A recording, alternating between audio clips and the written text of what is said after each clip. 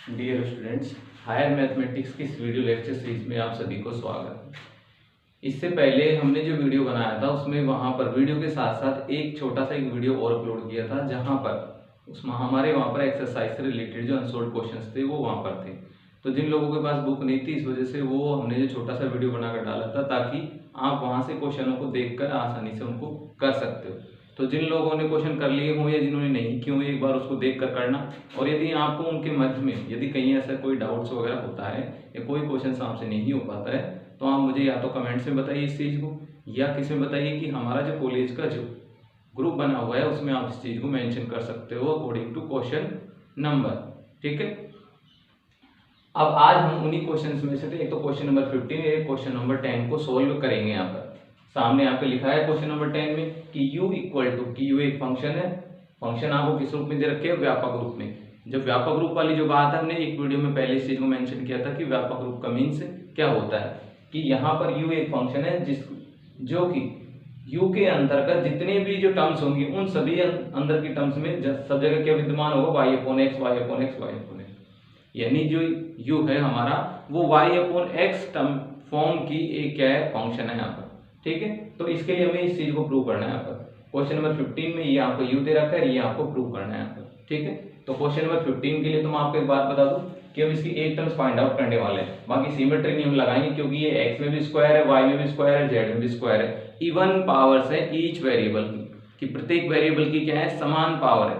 यदि 3 होती तो तब भी सिमेट्री लॉ फॉलो करता, क्योंकि इसमें परिवर्तन हो ही नहीं सकता कि जब x की पावर 2 होती, y की पावर 4 होती या z की पावर 6 होती, तब तो डिफरेंस आता उनमें कि एक की तो 2 है, एक की 4 है, एक की 6 है, यहाँ पर तो डिफरेंस आता। लेकिन जब सभी की जब पावर जब समान होती है तो कोई दिक्कत नहीं आती, वहां पर हम क्या लगा पाते हैं? सिमेट्री का जो रूल है वो लगा पाते हैं। या कुछ ऐसा हो कि जैसे x तो ऊपर और y नीचे हो, तो x तो ऊपर जैसा कार्य करेगा, नीचे जैसा कार्य करेगा, और जो y है वो हर जैसा करेगा, तो वहां हमें दिक्कतें आती हैं। लेकिन यहाँ पर हमारे सारे के सारे क्या हैं? एडिशन के रूप में दिए गए हैं, सबके सब अंश में उपस्थित हैं, तो कोई दिक्कत नहीं आएगी यहाँ पर। ठीक है, तो सबसे पहले क्वेश्चन नंबर 10 पर अटेम्प्ट करते हैं, उसके बाद क्वेश्चन नंबर 15 को लेते हैं यहाँ पर। तो क्वेश्चन नंबर 10 में आपको क्या दिया गया है यहाँ पर कि u equal to F Y upon X, तो सिद्ध कीजिए, आपको ये यहाँ पर सिद्ध करना है यहाँ पर। तो आपको जनरल सी बात है कि हम यहाँ पर पार्शियल डिफरेंशिएशन पढ़ रहे हैं, तो हमें पार्शियल डिफरेंशिएशन ही करने हैं यहाँ पर। तो पहले मैं u का with respect to x find out करूंगा, उसको मल्टीप्लाई करूंगा विद रेस्पेक्ट टू x, फिर u का विद रेस्पेक्ट टू y में पार्शियल डिफरेंशिएशन करेंगे और फिर मल्टीप्लाई किससे करेंगे? y से, और दोनों रिजल्टों को जोड़ देंगे। जोड़ने पर जो रिजल्ट चेक होगा वो 0 आ जाना चाहिए। अगर 0 नहीं आता है तो कहीं ना कहीं हमने मिस्टेक कर दी यहाँ पर। ठीक है, तो लेते हैं क्वेश्चन को सोल्व। दिया है, क्या दिया है आपको? दिया है u equal to function of variable y upon x। ठीक है, कि u के अंतर्गत विद्यमान हर पद में y अपॉन x अवश्य उपस्थित होगा। ठीक है, अब हमें u का क्या करना है? u का x के सापेक्ष, u का x के सापेक्ष आंशिक अवकलन करने पर, आंशिक अवकलन करने पर, तो u का x के सापेक्ष यदि आंशिक अवकलन में करूं यहाँ पर, तो मुझे क्या प्राप्त होगा? Del u upon del x मुझे प्राप्त होगा। और del u upon del x equal to क्या आ जाएगा? सबसे पहले f डैश, कि जो भी वो फंक्शन का डिफरेंशिएशन होगा। किस लिए कर रहे हैं? क्योंकि फंक्शन में ये जरूर थोड़ी था यहाँ पर कि केवल ये ऐसा कैसा हो, अरे सब कोई ना कोई रूप होगा, और जब रूप होगा तो हर पद का क्या होगा? डिफरेंशिएशन होगा। तो उसको हम जनरल से कैसे लिख रहे हैं कि जो भी हो इसमें अंदर जो भी आप उसके क्या लगा दो? डैश लगा दो, तो डैश लगा दिया, हो गया। लेकिन जब आप अंदर जाओगे फंक्शन के अंतर्गत, प्रत्येक पद के अंतर्गत जाओगे, तो वहां आपको फिर से क्या मिलेगा? y upon x, y upon x, y upon x मिलेगा। तो हमें फिर से किसका करना पड़ेगा? y अपॉन x का, क्योंकि y upon x general form में नहीं है। यदि सिंपल x होता, यदि इस f के अंतर्गत सिंपल x होता तो कोई दिक्कत नहीं थी, तब हम सिर्फ कितना लिखते?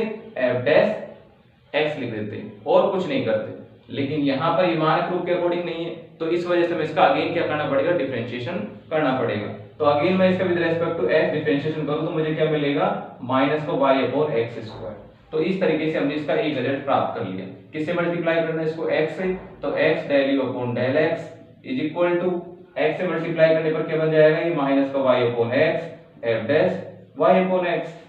ठीक है, ये हो गया हमारा पहला काम। इसको ले लिया मैंने 1 नंबर। पुनः u का y के सापेक्ष पुनः u का y के सापेक्ष आंशिक अवकलन करने पर, आंशिक अवकलन, तो जब मैं इसका u का y के सापेक्ष आंशिक अवकलन करूंगा तो क्या मिलेगा मुझे, del u upon del y मिलने वाला है। यहाँ पर करो y के सापेक्ष, एक बार तो फंक्शन का कितना हो जाएगा f dash y upon x, लेकिन अगेन जब हम y के रेस्पेक्ट में करेंगे तो क्या आ जाएगा 1 अपॉन x आ जाएगा यहाँ पर, क्योंकि y का हो गया 1, x रहेगा कांस्टेंट, क्योंकि पार्शियल में क्या करना पड़ता है कि जिस वेरिएबल के लिए हम डिफरेंशिएशन करते हैं वही क्या होता है हमारा वेरिएबल होता है, और बाकी जितने भी वेरिएबल होते हैं वो सब क्या होते हैं कांस्टेंट। तो उसके अकॉर्डिंग यहाँ पर फिर किससे मल्टीप्लाई करना है, y से, तो del u upon del y is equal to y upon x f dash y upon x। ये हो गया यहाँ पर रिजल्ट नंबर 2। दोनों को जोड़ने पर, 1 और 2 को जोड़ने पर, 1 प्लस 2 को जोड़ने पर, और जोड़ेंगे तो आपको पता है कि दोनों का नेचर कैसा है, कि एक पॉजिटिव नेचर का है और एक नेगेटिव नेचर का है, तो दोनों जुड़ेंगे तो क्या देंगे आपको कि x del u upon del x plus y del u upon del y equal to 0, और यही आपको दर्शाना था यहाँ पर हेंस प्रूफ। ये मैंने आपको इसलिए बताया क्योंकि आपको जो u दे रखा है वो जनरल फॉर्म दिया गया है। तो आगे में हमारे जितने भी ऐसे क्वेश्चन आए जिनमें आपको जो फंक्शन है वो जनरल फॉर्म में दिया जाए तो उस कंडीशन में आप इस तरीके से उनको सोल्व करोगे। तो एक बार नोट कीजिए, फिर नेक्स्ट क्वेश्चन लेते हैं 15 नंबर।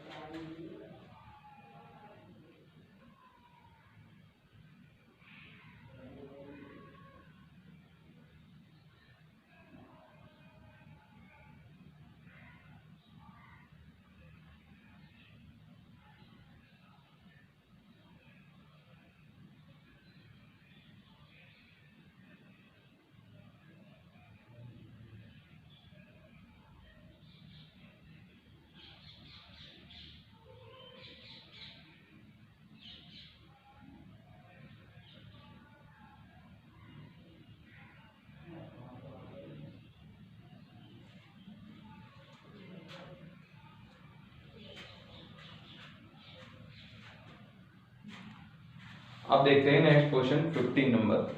15 वाले में देखिए,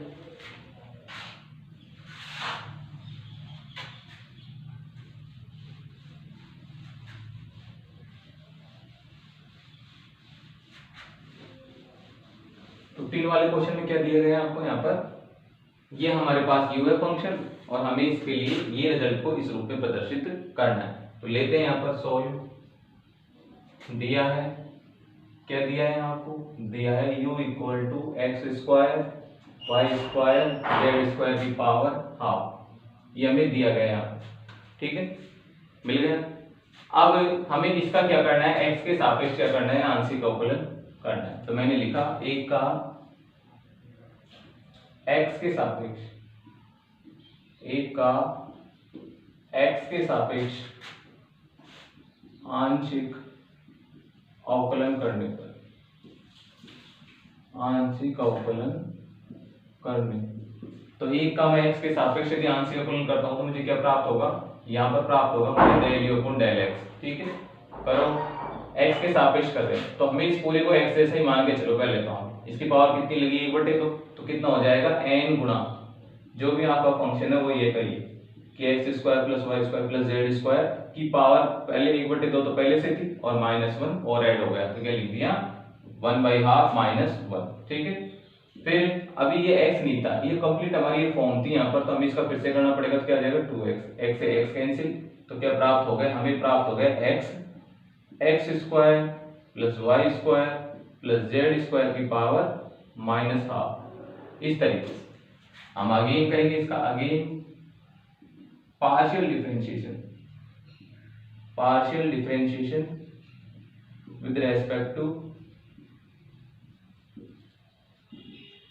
x, फिर से हमने इसका पार्शियल डिफरेंशिएशन किया विद रेस्पेक्ट टू x, तो कीजिए, तो क्या होगा del two u upon del x square, कि पहले जो फर्स्ट ऑर्डर का था वो कन्वर्ट हो गया किसमें, सेकंड ऑर्डर में, क्योंकि जब एक बार अवकलन करते हैं उसको बोलते हैं फर्स्ट ऑर्डर, अगेन करते हैं सेकंड ऑर्डर और अगेन करते हैं तो थर्ड ऑर्डर, इस प्रकार से सीक्वेंस हमारा चलता है। ठीक है।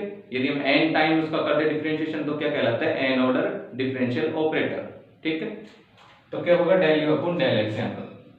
अब हमारे पास एक x यहाँ है, एक x यहाँ है। x की विडंबना ये कि इसको अंदर ले जाऊं तो ये कन्वर्ट तो हो जाएगा, लेकिन फिर से प्रत्येक पद से इसको मल्टीप्लाई करना पड़ेगा, तो उससे बढ़िया है इसको बाहर ही रखूं। इसको मान लेता हूं u, इसको मान लेता हूं v, और इसका u डॉट v वाला नियम मैं लगा देता हूं। इसके अलावा भी आप और कर सकते हो। इसकी पावर कितनी है, माइनस है, तो ये नीचे भी चले जाएगा, और नीचे चले जाएगा तो आप इसको कैसे लिख पाओगे कि x अपॉन ये, और वो किससे हो जाएगा, फिर u अपॉन v से हो जाएगा। तो जैसा आपको ठीक लगे उसी तरीके से कीजिए। मैं इसको u डॉट v से कर देता हूं, ठीक है। तो सबसे पहले मैंने इसको क्या मान लिया, मेरा फर्स्ट फंक्शन मान लिया, और सेकंड वाले का मैं क्या कर देता हूं, डिफरेंशिएशन। तो डिफरेंशिएशन क्या हो जाएगा इसका कि माइनस का 1/2 आगे आ जाएगा, और क्या होगा, x square y square and z square की पावर माइनस हाफ पहले से थी, एक और सब्ट्रैक्ट हो गया। हमें इसका फिर से करना पड़ेगा क्योंकि मानक रूप में नहीं, तो फिर से किया तो कितना हो गया, 2x। बीच में एडिशन का साइन आएगा तो एडिशन का साइन लगा दिया। फिर अब केवल पहले वाले का करेंगे, और पहले वाले का करेंगे कितना आ जाएगा, 1। तो x square plus y square plus z square की पावर माइनस हाफ, इस तरीके से, ठीक है। दोनों में जो चीज कॉमन आ रही है उसको कॉमन ले लो और बाकी को सॉल्व करो। कॉमन क्या आ रहा था, माइनस का 1/2 कॉमन आ रहा था दोनों में से, तो इसको हम कॉमन ले लेते हैं। तो कॉमन लिया मैंने यहाँ पर x square y square and z square की पावर माइनस जो हाफ थी उसको मैंने कॉमन ले लिया। शेष पार्ट को लिखो, माइनस का यहाँ से x यहाँ से, तो माइनस का x वो इससे मल्टीप्लाई होगा तो क्या आएगा, माइनस का x स्क्वायर, ठीक है।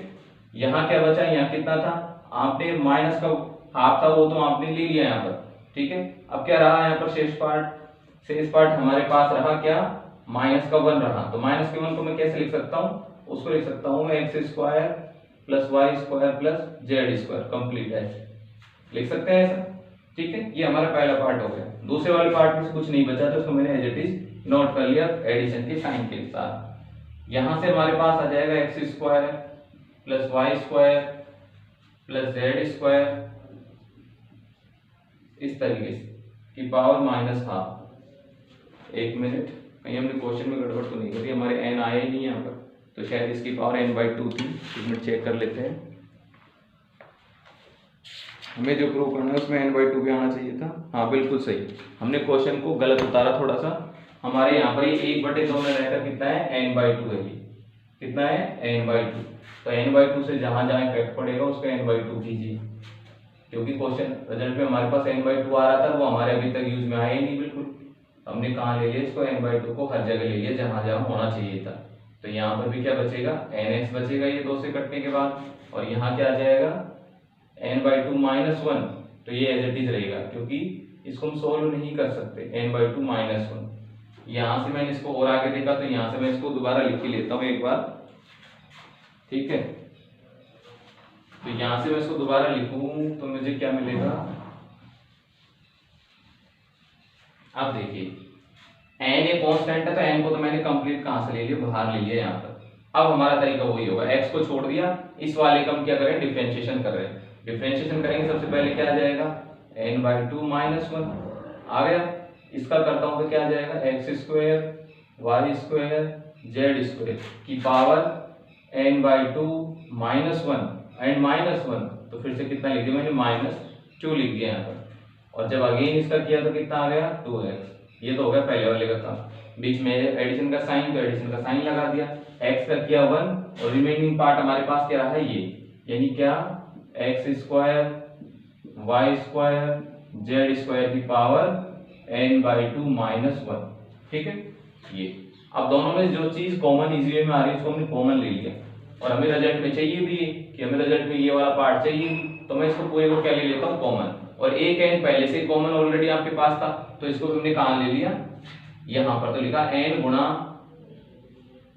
x square Y square Z square की पावर n/2 - 1 ले लिया कॉमन, ठीक है। अब देखो यहाँ पर, यहाँ से हमारे पास यदि इसका मैं एलसीएम ले लेता हूँ यहाँ से इसके साथ, तो क्या मिलने वाला है मुझे, x गुणा n-2 मिलने वाला है, ठीक है। और इस 2 से ये जो 2 को है कॉमन हो जाएगा, और ये x इसके साथ मिलकर क्या बना देगा, x स्क्वायर, ठीक है। नीचे देखिए हमने यहाँ से जो पावर थी इसमें से n/2 - 1 ऑलरेडी यूज में ले चुके हैं, लेकिन अभी भी क्या बच गया, -1 और बच गया। तो उस -1 को मैंने कहाँ लिया है, नीचे। तो मुझे क्या मिल गया, x square plus Y square plus Z square. ये चीज आपके समझ में आई होगी ना, क्यों लिखी है ऐसी। दोबारा फिर से देखिए, हम इसमें से क्या कॉमन ले चुके हैं, एक तो n जो पहले से बाहर था वो तो हम ले चुके हैं, एक हम इसमें से भी क्या ले चुके हैं, X square plus Y square plus Z square की पावर n/2 माइनस 1 यूज में ले चुके हैं। तो क्या रहा शेष, X square plus Y square plus Z square की पावर -1, -1 नेगेटिव पावर में, तो नीचे जाके किस में हो जाएगा, पॉजिटिव पावर। तो ये तो यहाँ हो गया। अब यहाँ से बचा x और यहाँ से बचा 2x, तो हमने इसका एलसीएम ले लिया यहाँ पर, तो ये क्या आ जाएगा, n-2 डिवाइडेड बाई 2। तो इस 2 से ये 2 कैंसिल हो जाएगा, तो हमारे पास क्या बचा, n-2, और इस x से ये x मल्टीप्लाई होकर क्या लेंगे, एक्स स्क्वायर। और यहाँ देखें तो क्या रहा यहाँ पर, यहाँ तो हमारे पास क्या रहा, 1 रहा, तो 1 लिख दिया। सोल्व किया इसको और तो क्या आ गया, n गुणा X square plus Y square plus Z square. और जब इसका मैंने एलसीएम लिया है यहाँ पर, तो मुझे क्या मिल गया, यहाँ से मुझे मिला एक्स स्क्वायर और हमारे पास आ गया और क्या, और हमारे पास आ गया यहाँ से n-2, और इधर का जब एलसीएम लिया तो यहाँ से आ गया x square plus Y square और plus Z square and divided by x square Y square and Z square, इस तरीके से। और यदि मैं इसको सॉल्व करूँ यहाँ पर, तो सॉल्व करने पर मुझे क्या मिलेगा कि जो एक्स स्क्वायर है वो टर्म दोनों में से कॉमन आ सकती है। तो मैंने एक्स स्क्वायर को कॉमन ले लिया, तो n गुणा X square plus Y square plus Z square, ये तो एज इट इज रहा कि पावर n/2 माइनस 1, ठीक है, ये तो एज इट इज रहा यहाँ पर। आप देखिए आगे, अब यहाँ से हमारे पास क्या आ जाएगा, एलसीएम दोनों में से कॉमन लेने पर मैंने एक्स स्क्वायर को कॉमन ले लिया, तो मुझे क्या मिलेगा, n-2 प्लस 1, और n-2 प्लस 1 करने से मुझे क्या मिल जाएगा, यहाँ से n-1 मुझे प्राप्त हो जाएगा एक्स स्क्वायर के साथ। फिर आगे वाई स्क्वायर और जेड स्क्वायर, ठीक है। यहाँ कितना था, n-2 था ना, तो उसकी वजह से मुझे क्या मिल गया, जो एक यहाँ से जो प्लस 1 आने वाला था उसकी वजह से मुझे क्या मिल गया, एक वहां से हट गया, क्या बचा, सिंपल n-1 बचा, क्योंकि मैं लिखता हूँ उसको n-2 प्लस 1 और ऐड करने पर मुझे क्या मिलेगा, n-1, और नीचे आ जाएगा X square plus Y square plus Z square, ठीक है। ये तो हमारा पहला पार्ट हो गया यहाँ पर, ठीक है, ये हमारा कौन सा पार्ट हो गया, पहला पार्ट हो गया यहाँ पर। इसी तरीके से आगे भी हमें मिलने वाले बाकी जो और पार्ट होंगे उनमें भी हमें इसी तरीके के रिजल्ट मिलने वाले हैं यहाँ पर, ठीक है। तो आगे मैं लिखता हूँ इसको, इसी प्रकार, सिमिलरली या इसी प्रकार, बाकी के रिजल्ट में आपको लिखने होंगे इसी प्रकार, सिमिलरली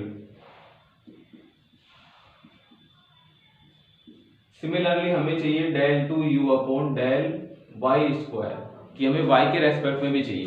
तो y के रेस्पेक्ट वाले को देखो क्या आ जाएगा, n गुणा X square plus Y square plus Z square, ये तो मिलेगा कि पावर n/2 माइनस 1 भी आएगी, क्योंकि देखो ये तो x की वजह से कहीं पर ऐसा रिजल्ट नहीं है जो कि कुछ अलग आ रहा हो, पूरा का पूरा स्टेप आपके कॉमन मिला था वो हमने लिख दिया।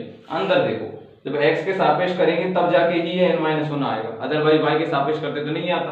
तो y के सापेक्ष करने पर कहां पर आएगा, वो यहाँ पर आएगा।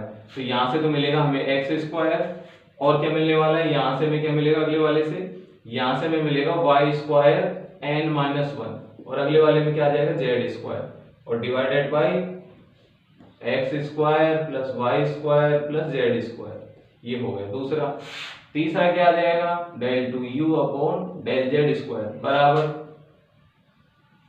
ये हो गया था हमारा रिजल्ट नंबर 2, और ये हो गया जाएगा रिजल्ट नंबर 3, और वैसे लिखेंगे अब चौथा। तो क्या आ जाएगा, n गुणा X square plus Y square plus Z square की पावर n/2 माइनस 1, और अंदर क्या आ जाएगा, अंदर आ जाएगा X square plus Y square plus Z square की पावर n-1, इस तरीके से जेड स्क्वायर गुणा n-1, और नीचे आ जाएगा X square plus Y square plus Z square, इस तरीके से, ठीक है। ये आ जाएगा आपका 4 नंबर।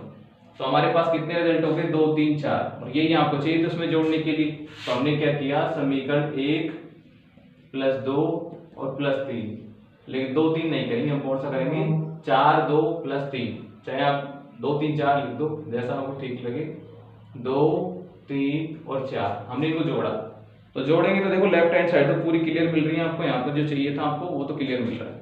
तो हमारे पास होगा del 2u upon del x square del 2u upon del y square एवं del 2u upon del z square मिल गए यहाँ। तो अब देखिए आगे यहाँ से सभी में से देखो सेम है बिल्कुल, वो भी कॉमन आ रहा है, नीचे जिन बाहर है वो भी समान है तो वो भी बिल्कुल एज इट इज मिलेगा हमें। तो हमारे पास आ जाएगा n गुणा X square plus Y square plus Z square divided by इसकी पावर n/2 माइनस 1 भी इसको भी लिख लिया और नीचे लिख दिया X square plus Y square plus Z square.